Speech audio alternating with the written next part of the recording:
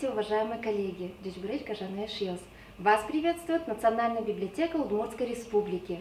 Мы с особенной радостью поддерживаем сетевую акцию библиотекарей Хасавюрта, потому что в нашей республике помнят и чтят Пушкина, великого русского поэта.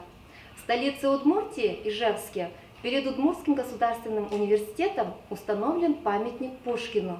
Одна из центральных улиц города названа в его честь. А в 2015 году была открыта скульптура коту-ученому из знаменитой сказки «Руслан и Людмила». История Национальной библиотеки Удмуртии также неразрывно связана с Пушкиным. С 1937 по 1957 год библиотека носила его имя.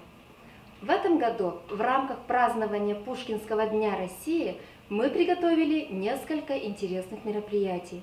6 июня Центр чтения Национальной библиотеки Удмуртии проводит акцию «Час чтения» на площадке около скульптуры коту-ученому.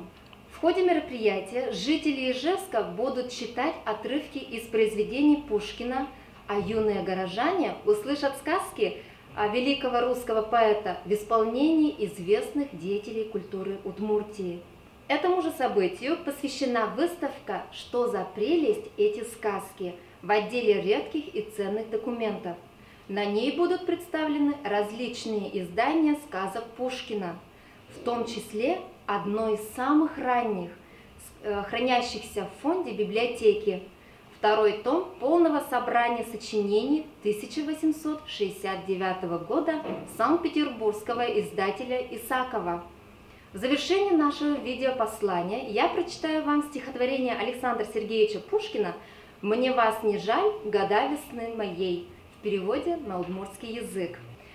Ты жаля в юнме яратон лен, малпан пулсас орчен тулысьясы.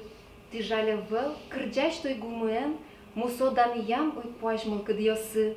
Ты жаля в осконтемеше шиос, турлы юмшандыр йос, щикташкон йос.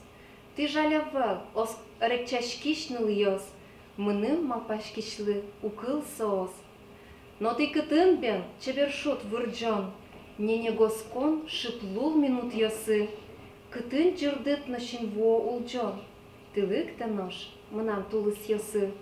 Спасибо за внимание, дячлы.